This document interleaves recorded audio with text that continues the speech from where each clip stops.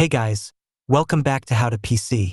In today's video, I'll show you how to fix the camera not working or black screen issue on your Android phone. Let's get started. First, try restarting your phone. This simple step can often solve many problems, including camera issues. Just press and hold the power button, tap restart, and wait for your phone to reboot. Once it's back on, open the camera and check if it's working.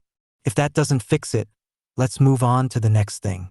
Go to Settings, scroll down and tap on Apps. Tap on Manage Apps, then search for Camera and open it.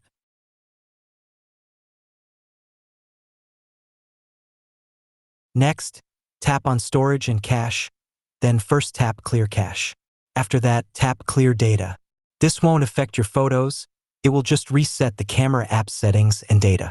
Now, try opening the camera again to see if it works. If neither of these methods work, the problem might be hardware related.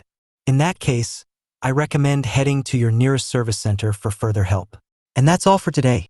If this video helped, don't forget to hit the like button, share it with your friends, and subscribe to How to PC for more simple fixes and tips. Thanks for watching. See you in the next one.